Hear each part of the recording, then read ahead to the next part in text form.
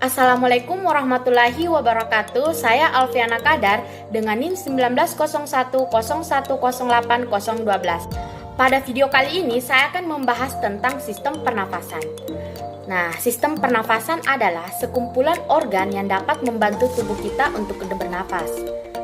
Pada sistem pernafasan memiliki banyak fungsi di mana tidak hanya membantu tubuh kita untuk bernapas. Untuk fungsi sistem pernafasan lainnya, yang pertama, membantu Anda bisa berbicara dan membawi sesuatu.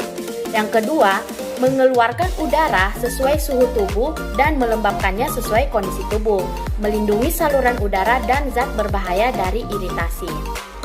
Untuk organ sistem pernafasan, secara garis besar, proses sistem pernafasan manusia terdiri dari 6 organ, yaitu rongga hidung, laring, trakea, bronkus, bronkiolus, dan yang terakhir paru-paru. Untuk organ pertama yang membantu proses pernafasan kita adalah rongga hidung. Rongga hidung merupakan rongga tempat masuknya udara kita bernapas. Pada rongga hidung terdapat rambut hidung yang berfungsi menyaring udara yang masuk ke rongga hidung. Tidak hanya itu, di rongga hidung juga terdapat ujung-ujung saraf pembau. Nah, saraf ini berguna untuk membedakan bau-bau yang masuk ke hidung. Dari saraf ini, kamu dapat membedakan mana bau parfum, bau sampah, hingga bau makanan-makanan yang lainnya. Jadi, secara keseluruhan, fungsi rongga hidung kita adalah tempat masuknya udara, penyaring udara melalui rambut-rambut halus dan lendir di dalam hidung, dan sebagai indera pencium. Untuk organ yang kedua adalah laring. Laring atau yang biasa disebut dengan pangkal tenggorokan berfungsi sebagai tempat melekatnya selaput atau pita suara. Nah, pada laringlah suara kita dapat dihasilkan. Laring dapat terkena infeksi loh, yang biasa dikenal dengan penyakit laringitis. Penyebab infeksi ini adalah karena adanya peradangan akibat sering teriak, iritasi, atau infeksi. Jadi, kalian harus menjaga pita suara kalian dengan cara meminum air dan istirahat yang cukup. Sedangkan organ yang ketiga adalah trakea.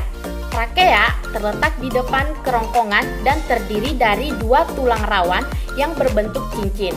Pada trakea ini ada katup yang berfungsi untuk membuka dan menutup saluran pernafasan.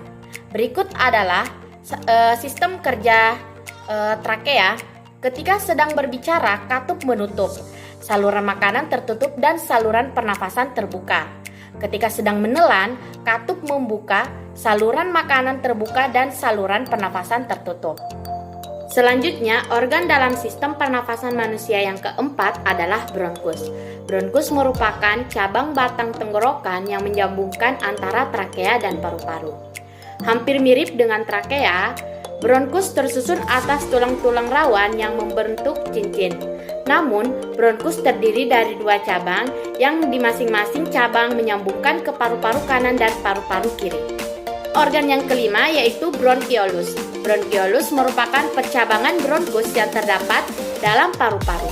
Jumlah cabang pada bronkiolus sesuai dengan jumlah lobus atau gelambir pada paru-paru. Pembagiannya adalah pada paru-paru sebelah kanan terdapat 3 lobus dan pada paru-paru kiri terdapat 2 lobus. Yang terakhir adalah organ paru-paru. Paru-paru terletak di dalam rongga dada dan terdiri dari 3 gelambir pada paru-paru kanan dan 2 gelambir pada paru-paru kiri. Di dalam paru-paru inilah terjadi pertukaran udara kotor yang mengandung karbon dioksida atau CO2 dengan udara bersih yang mengandung oksigen atau O2. Pertukaran udara ini tepatnya terjadi dalam gelembung paru-paru. Nah, selanjutnya untuk lebih mengetahui tentang sistem pernapasan, kita akan memahami bagaimana proses bernapas atau menghirup O2 atau oksigen dari udara dan melepaskan CO2 karbon dioksida ke udara. Pada manusia, organ utama pada sistem pernafasan terletak di dalam rongga dada.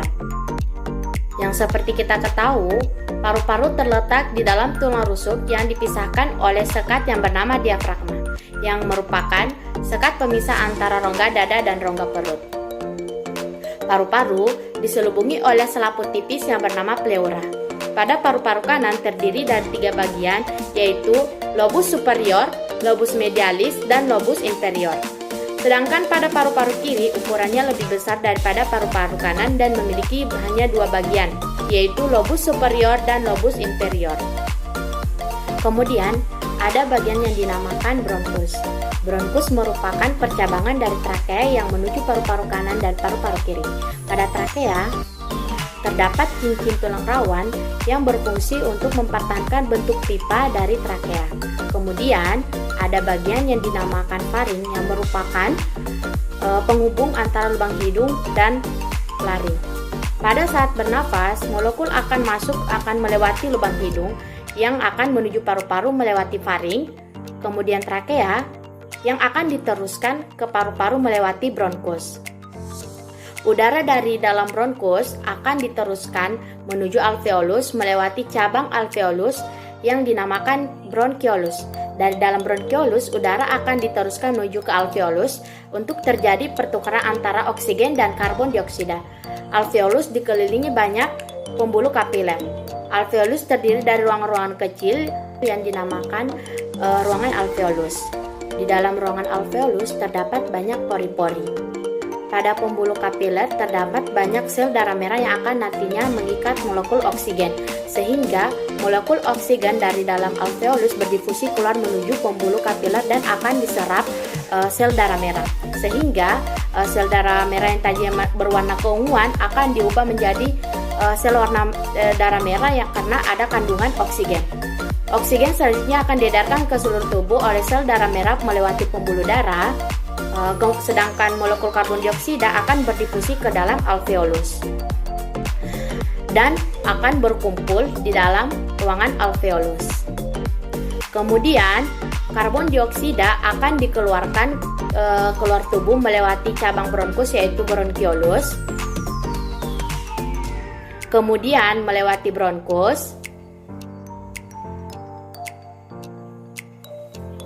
dan selanjutnya menuju ke trakea dan pada akhirnya akan dikeluarkan keluar tubuh melewati lubang hidung.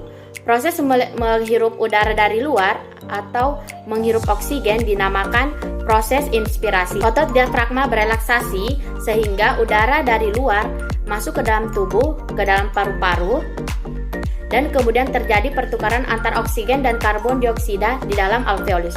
Kemudian proses ekspirasi di mana otot diafragma berkontraksi sehingga udara yang kaya karbon dioksida dari dalam tubuh akan dikeluarkan melewati lubang hidung ke luar tubuh. Proses inspirasi dan ekspirasi inilah yang kita sebut dengan proses respirasi. Proses respirasi kita lakukan setiap harinya, setiap detik, selama proses kehidupan. Oke, itulah tadi pembahasan tentang sistem respirasi. Kurang dan lebihnya mohon dimaafkan. Wassalamualaikum warahmatullahi wabarakatuh.